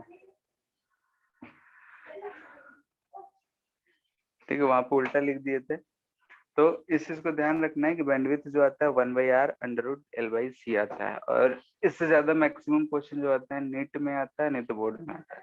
पिछले साल तो ये डिलीटेड पोर्शन में था, इस साल भी शायद डिलीटेड पोर्शन में ही रहे, क्योंकि अभी तक तो कुछ आया नहीं है। और इस बार तो शायद टर्म 1 सुनने में में आ रहा कहाँ है, तक रहेगा?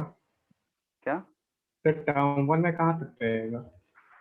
अब 50% तो बोल रहा है, अब कहाँ तक है, अभी तक तो कुछ आया नहीं है।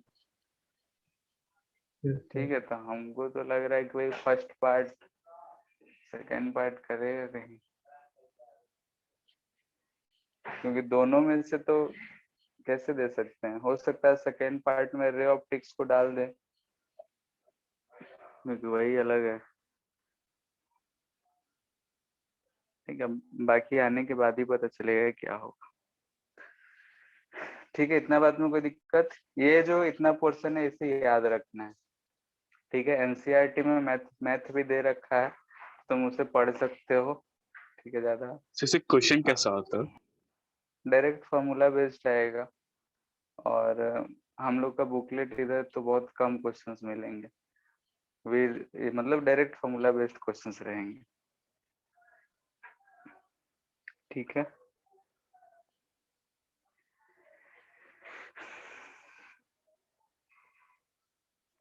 इसके बाद है लास्ट टॉपिक ट्रांसफार्मर।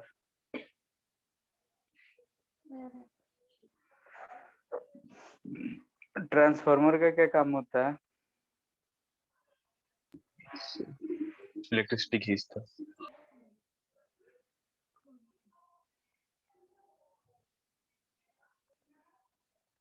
ठीक, इलेक्ट्रिसिटी खींचता है। बोलो। सर लॉन्ग डिस्टेंस में जब कोई करंट ट्रैवल करवाना रहता है तो ट्रांसफार्मर को हम लोग पोटेंशियल को अप डाउन करने के लिए यूज करते हैं। ठीक है, जैसे कि होता क्या है कि दो दो ट्रांसफार्मर होता है, एक पावर हाउस के पास लगा होता है और एक हमारे घर कॉलोनी के बगल में लगा होता है। ठीक है, हम जानते हैं कि अगर दूर से करंट ट्रांसफर करना हो तो करंट क्या होता है, हाई पोटेंशियल भेजते हैं। तो वहां पे पावर हाउस है, जैसे लेट्स पावर हाउस है। ठीक है, तो पावर हाउस के पास हम एक ट्रांसफार्मर लगा के रखते हैं कि ये जो है इसका पोटेंशियल जो भी प्रोवाइड कर रहा है उसका हाई पोटेंशियल कर दे। ठीक है, और ये यहाँ पे आता है, दूसरा ट्रांसफार्मर लगा होता है जो हमारे कॉलोनी के बगल में, ये जो है इस हाई पोटेंशियल को लो यानी कि 220 पे करके फिर घर में सप्लाई करता है। ठीक है, यानी कि दो तरह के ट्रांसफार्मर होते हैं, एक बोलते हैं स्टेप अप और एक को बोलते हैं हम लोग स्टेप डाउन ट्रांसफार्मर। ठीक है, तो दो तरह का ट्रांसफार्मर होता है, एक step up transformer and step down transformer. ये किस लिए यूज होता है? तो to change potential of AC source. ठीक है, डीसी सोर्स होता है तो इन्वर्टर हम लोग यूज करते हैं, या फिर वो स्टेबलाइजर आता है थोड़ा सा घटाने बढ़ाने के लिए, तो उसको हम लोग यूज करते हैं। लेकिन अगर हमें देखना हो कि अगर ट्रांसफार्मर एसी सोर्स है तो उसके लिए अगर हमें पोटेंशियल अप डाउन करना हो तो हम ट्रांसफार्मर यूज करते हैं, यानी कि डिवाइस है जिससे हम एसी सोर्स का जो मतलब पोटेंशियल है उसे हम बढ़ा सकते हैं या फिर घटा सकते हैं। तो ये दो तरह का होता है, step up transformer and step down transformer. इसका कंस्ट्रक्शन कैसा होता है? तो बहुत सारा जैसे कि ट्रांसफार्मर कॉइल होता है, हाँ, प्राइमरी कॉइल जैसे कि होता है, सेकेंडरी कॉइल होता है। ऐसा कुछ होता है, ये एक कॉइल है, मतलब एक सॉलिड सॉफ्ट आयरन है लेट से, इसके ऊपर जो है हम ऐसा कॉइल को पुट कर दिए। ठीक है, और यहाँ से हमने एसी सोर्स लगा दिया, एसी सोर्स, ये भी इनपुट हो गया जिसे हम V1 बोल देते हैं। ठीक है, यहाँ से अगर हम बोल रहे हैं करंट अगर जा रहा होगा, लेट से ऐसा करंट इसमें बह रहा है तो इसमें मैग्नेटिक फील्ड जनरेट हुआ है। ठीक है, मैग्नेटिक फील्ड इस कॉइल के थ्रू, मतलब इस जो सॉलिड मटेरियल है हमारा, उसके थ्रू मैग्नेटिक फील्ड जाएगा और यहाँ पे भी पहुंचेगा। तो हम एक कॉइल यहाँ भी लगा देते हैं। ठीक है, यहाँ पे हम लगा देते हैं। यहाँ पे हम बोल रहे हैं कि ये लोड है, यानी कि इसके क्रॉस जो पोटेंशियल मिलेगा वो हमें आउटपुट मिलेगा। ठीक है, तो इस चीज को हम लोग बोलते हैं कि हमारा ऐसे से होता है ट्रांसफार्मर। इससे हम बोलते हैं प्राइमरी कॉइल, इसे हम बोलते हैं सेकेंडरी कॉइल। जो लोड में लगा होता है वो सेकेंडरी होता है, जो सोर्स से लगा होता है वो प्राइमरी होता है। ठीक है, 3D में देखे तो ऐसा कुछ रहता है इसका शेप।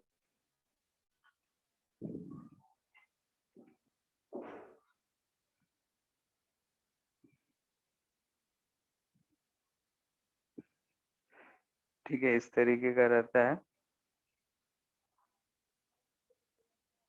और इस पे ऐसा बाइंडिंग किया हुआ है।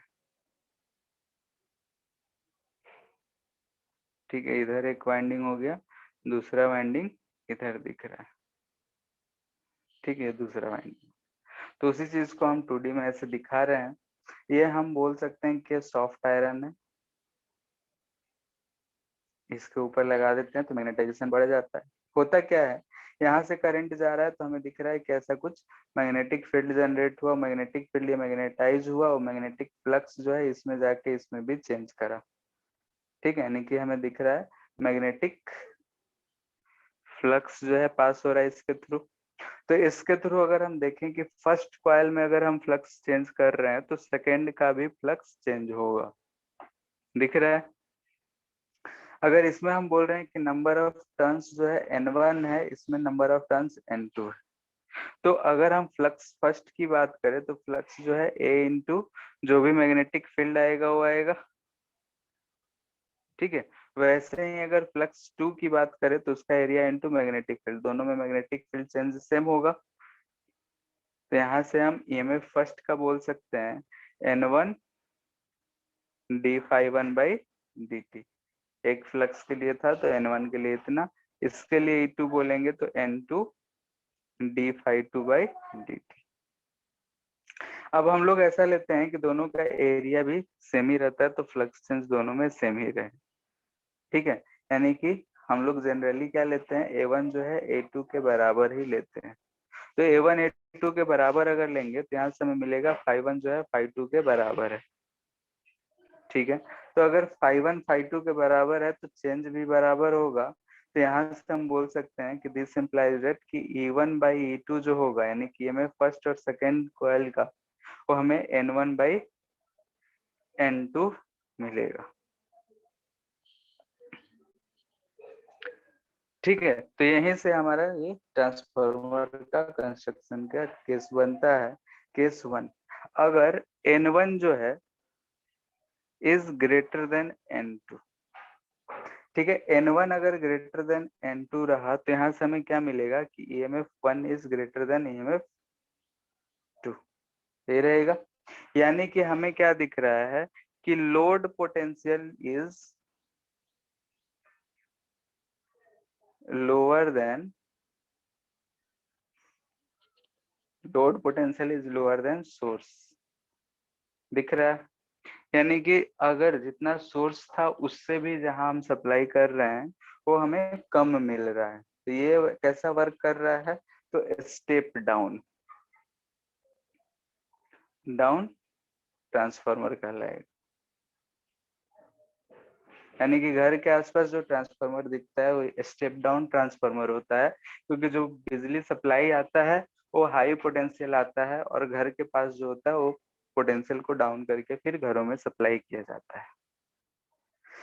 ये किस चीज पे डिपेंड कर रहा है, तो नंबर ऑफ टर्न्स, दोनों का एरिया अगर हम सेम लिए हैं तो। केस 2, अगर N1 लेस देन N2 रहा तो यहाँ से हमें दिख रहा है E1 लेस देन E2 रहेगा, यानी कि लोड पोटेंशियल हमें दिख रहा है कि ग्रेटर देन सोर्स हो जा रहा है। तो ये ट्रांसफार्मर कैसा काम कर रहा है, तो पोटेंशियल बढ़ाने कर रहा है, इसे हम बोलते हैं स्टेप अप ट्रांसफार्मर। ठीक है, तो इसे हम लोग बोलेंगे कि स्टेप ऑफ ट्रांसफार्मर है, ये पोटेंशियल को बढ़ाने में काम करता है। ठीक है, इसमें अगर हम पावर की बात करें तो पावर अगर हम बोलते हैं तो पावर 1 का होगा E1 into I1, and second का अगर लिखेंगे तो लिखेंगे E2 इंटू I2।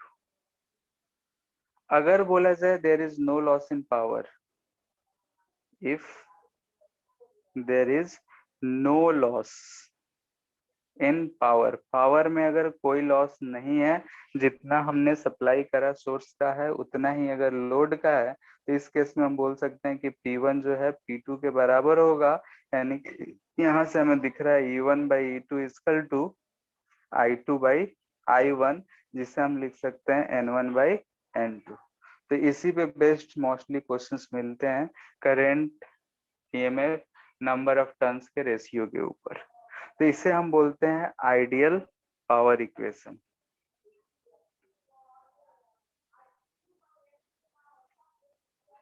ठीक है, किसी भी ट्रांसफार्मर में स्टेप अप होगा तो number of turns in primary coil जो होगा वो लेस होगा देन सेकेंडरी। स्टेप डाउन होगा तो प्राइमरी कॉइल के टर्न्स जो होगा वो ज्यादा होगा। क्लियर है इतना? Yes sir. ठीक है, अब जैसे सर थोड़ा पावर ऊपर लॉस कीजिए को ना, तो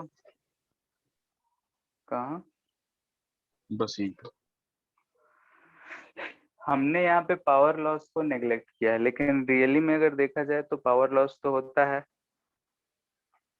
ठीक है, यस तो सर।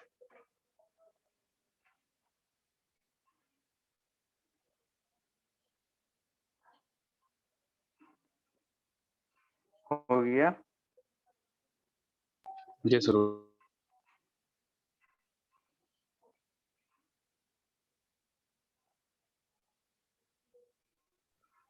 Yes sir. ठीक है, तो पावर लॉस की अगर हम बात कर रहे हैं यहाँ पे, हमने नेग्लेक्ट करा है, लेकिन अगर लॉस कहा जाए तो पावर लॉस हम लोग दो तरह का अगर देखते हैं। पहला कॉपर लॉस, कॉपर लॉस। ठीक है, कॉपर लॉस बोलते हैं कि ड्यू टू रेजिस्टेंस, यानी करंट बह रहा है तो हीट होगा, हीट की वजह से थोड़ा बहुत लॉस आएगा, तो उसे हम लोग बोलते हैं कि इट इज कॉपर लॉस। ठीक है, यानी कि अगर रेजिस्टेंस में हीट प्रोड्यूस हो रहा है, उस हीट की लॉस की वजह से बोलेंगे पावर में, तो हम लोग बोलते हैं it is called copper loss. ठीक है, तो power loss due to resistance in the circuit. हम लोग जानते हैं कि सर्किट में पावर जो होगा, पावर जो होगा वो थोड़ा बहुत लॉस होगा, क्योंकि रेजिस्टेंस है, करंट बह रहा है तो हीट होगा, हीट से थोड़ा पावर लॉस होगा, पूरा का पूरा पावर ट्रांसफर नहीं होगा, तो इसे हम बोलते हैं कॉपर लॉस। ठीक है, फाइंड नहीं करते हैं, बस क्या होता है वो चीज हम लोग जानते हैं। आयरन लॉस, आयरन लॉस हम लोग बोलते हैं कि power loss due to eddy current. ठीक है, अगर एडी करंट रहा तो उसकी वजह से भी हीटिंग होता है, उस हीट की वजह से अगर थोड़ा पावर लॉस होता है तो उस चीज को हम लोग बोलते हैं कि एडी करंट का ये पावर लॉस।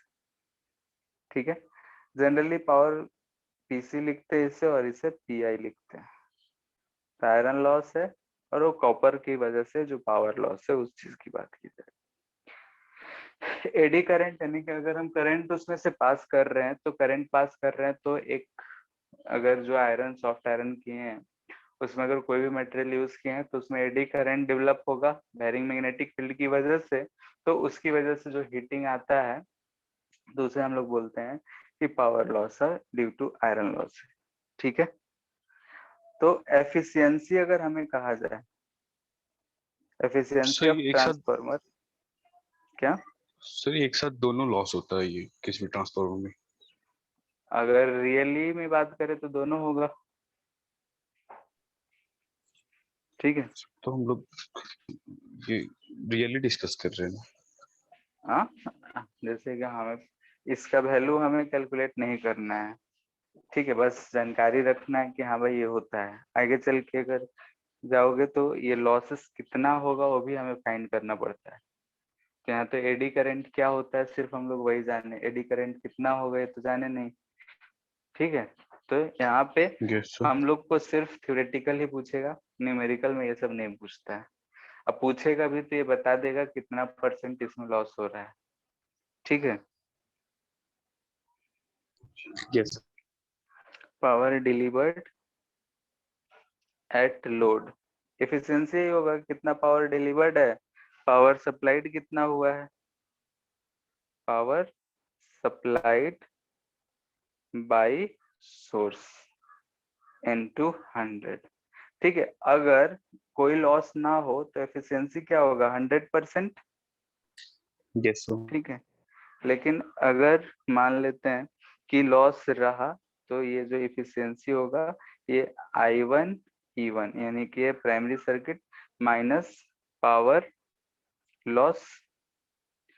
पावर लॉस यानी कि क्वेश्चन में कहेगा कि कॉपर लॉस 10%, आयरन लॉस 5% हो गया, तो हम लोग फाइंड कर सकते हैं इंटू 100। Yes sir. ठीक है, यानी कि हमें फ्रैक्शन बता देगा कितना लॉस हो गया है। तो ये चीज है। एक चीज और कि to reduce iron loss. Iron loss यानी कि एडी करंट की वजह से है। एडी करंट अगर कम प्रोड्यूस होगा तो ये कम लॉस होगा। ठीक है, तो जो हम यस लोग ऐसा ड्रॉ करे थे कि ये सॉलिड मटेरियल है। उसमें हाँ, थोड़ा सा गैप क्रिएट कर देंगे। ठीक है। क्या करते हैं हम लोग कि अगर ऐसा सॉलिड है, ठीक है, तो सॉलिड है तो क्या होगा बताओ। मान लेते हैं कि ऐसा वायर था जिसमें मैग्नेटिक फील्ड ऐसा हो रहा है, तो अंदर में गैप मिलेगा हमें। क्या बोल रहे हैं, Yes, सॉलिड है तो इलेक्ट्रॉन्स जो होंगे ज्यादा रिवॉल्व कर रहे होंगे। yes, ठीक यस है, सर। तो वही हम क्या कर दे इससे कि हम पतला पतला प्लेट्स ले लें। ठीक है, और बीच में इंसुलेटिंग मीडियम भी डाल दे। ठीक है, ऐसा अगर हम ले लेते हैं यानी कि प्लेट से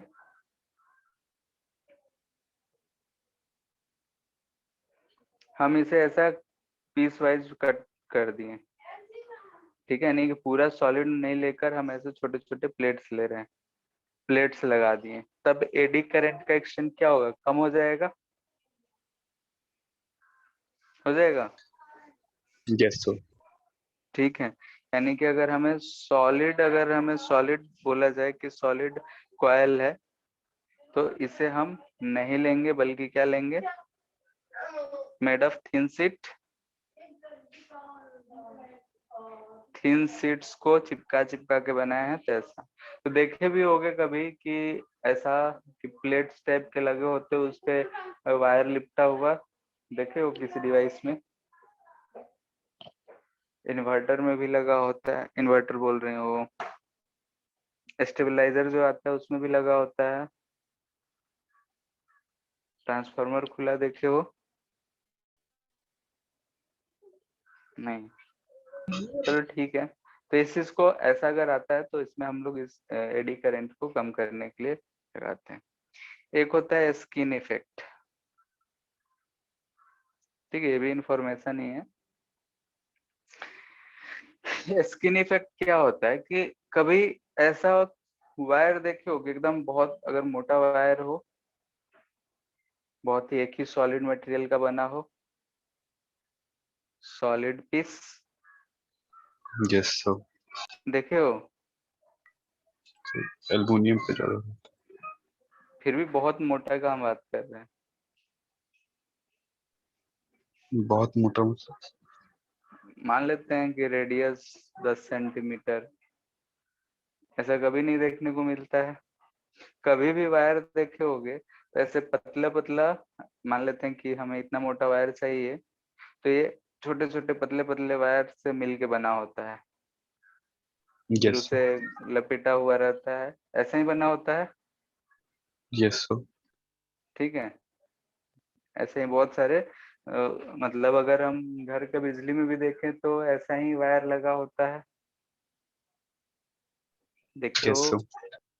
ठीक है, छिलते हैं उसे तो ऐसे ही पतला पतला बहुत सारे वायर से मिलके एक पूरा वायर बना होता है। ठीक है, इसका रीजन यस सर। क्या है बता सकते हो। ऐसे अगर हम रेजिस्टेंस की बात करें तो रेजिस्टेंस तो रो एल बाई ए होता है, यानी कि फर्स्ट वाले केस में रेजिस्टेंस हमारा कम होता है as compared to second. Yes sir. दिख रहा है, तो हम ऐसा क्यों करते हैं, रेजिस्टेंस क्यों बढ़ाते हैं। तो एक्चुअली में हम रेजिस्टेंस बढ़ाने के लिए नहीं करते हैं, लेकिन हमारा मजबूरी है। ठीक है, मजबूरी है इसलिए करते हैं। मजबूरी क्या है,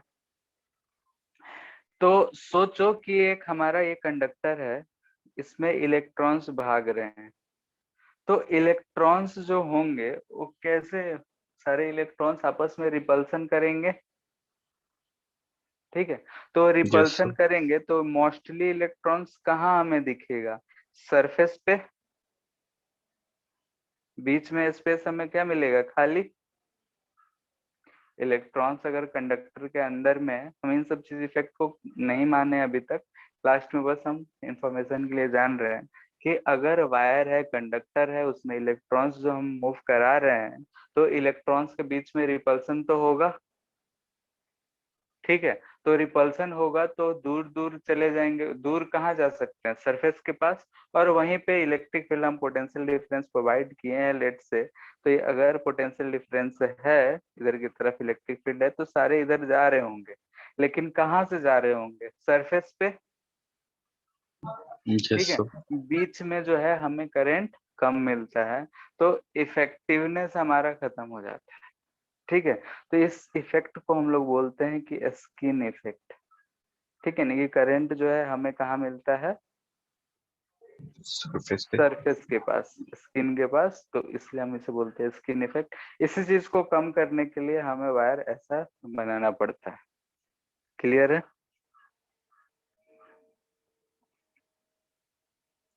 यस सर। ठीक है, तो एसी एचसी वर्मा पूरा कंप्लीट कर लो, और एनसीईआरटी एक बार पढ़ लेना। ठीक है, क्योंकि उसमें थ्योरेटिकल ज्यादा है कुछ, तो एक बार रीडिंग करना जरूरी है। ठीक है। Yes sir. ठीक है फिर।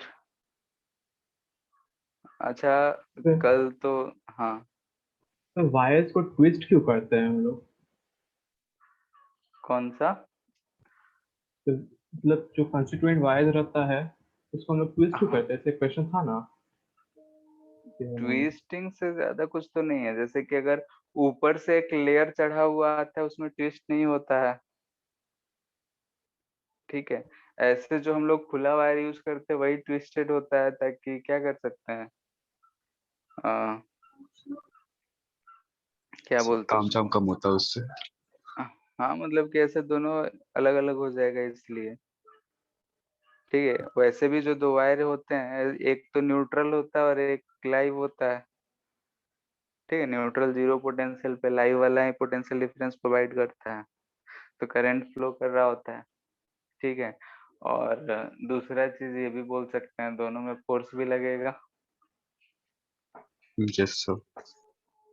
ठीक है, और तो कल सुबह क्लास कर सकते हो क्या। हाँ, क्वेश्चन ये है, quite often connecting wires carrying currents in opposite directions are twisted together in using electrical appliances. Explain how it avoids unwanted magnetic fields. अच्छा, ट्विस्टेड रहेगा तो जैसे मैग्नेटिक फील्ड आसपास में क्या होगा, ऐसा। एक तो है कि force of attraction opposite direction में रहता है, तो क्या होता है, अट्रैक्ट होता है। Yes, sir. ठीक है, दूसरा हम ये चीज कर सकते हैं कि मान लेते हैं कि ऐसा ट्विस्टेड है, एक ये वायर हो गया, एक ये वायर हो गया। ठीक है, मान लेते हैं करंट सेम डायरेक्शन में बोल रहा है, Opposite direction. अपोजिट डायरेक्शन में। तो अगर हम मैग्नेटिक फील्ड इस पॉइंट पे देखेंगे, तो इसके कारण अपवर्ड आ रहा है और उसके कारण डाउनवर्ड जा रहा है। ठीक है, तो साथ में भी रहता तो वही होता। ठीक है, बीच के रीजन के लिए ही बोल सकता है, क्योंकि अगर ऐसा होता, मान लेते हैं करंट इधर जा रहा है, इधर जा रहा है, तो हमें तो दिखता है कि मैग्नेटिक फील्ड रिपल्शन होगा. रिपल्सन होगा। Yes, sir. Magnetic field downward, तो आई क्रॉस भी रिपल्सन होगा। ठीक है, जैसे कि यहाँ पे अगर ट्विस्ट नहीं करे हो, तो बीच में मैग्नेटिक फील्ड हमें दोनों की वजह से क्या हो रहा है, इनटू द प्लेन मिल रहा है। Yes, sir. Yes sir. ठीक है, लेकिन अगर ट्विस्ट कर दें तो क्या होगा,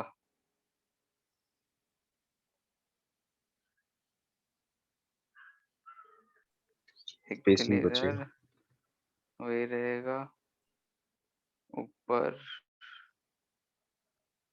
ठीक है, एक पार्ट में हमें नीचे दिख रहा है, एक पार्ट में ऊपर दिख रहा है, ऐसा दिख रहा है, ऐसा ही हो रहा है। ठीक है, इसी से कुछ रिलेशन होगा, एक्यूरेट हमको भी ध्यान नहीं है। ठीक है, मैग्नेटिक फील्ड है, जैसे कि अगर हम पूरा पैरेलल रखते हैं तो मैग्नेटिक फील्ड सिर्फ एक डायरेक्शन में मिल रहा है हमें, अगर ट्विस्ट कर रहे हैं तो ऊपर नीचे मिल रहा है तो इफेक्ट को खत्म कर देगा, पास पास में है तो। ठीक है, इसलिए कर सकते हैं। क्लियर है? और कोई सॉलिड रीजन होगा तो देख के बता देंगे। हम पूछ रहे थे कल क्लास कर सकते हो क्या? नो सर, तो छुट्टी दे दीजिए ना, बहुत सारा होमवर्क है। चलो ठीक है, फिर वही सोच रहे थे कि EMW शायद एक लेक्चर या 1.5 लेक्चर में खत्म हो जाएगा। ठीक है सो वो फिर। भी वाला हाँ, क्योंकि शाम में सोच रहे थे तो शाम में आईडी फ्री नहीं है, तो रहने दो फिर, और क्या। ठीक है, सारा जो पीछे छूटा हुआ है उसे कंप्लीट करो, सोमवार को ही इलेक्ट्रोमैग्नेटिक वेव करेंगे। ठीक है, यस सर। ठीक यस है सर, फिर। Sir thank AC you sir. खत्म हो गया ना? हाँ, thank you sir. Thank you sir.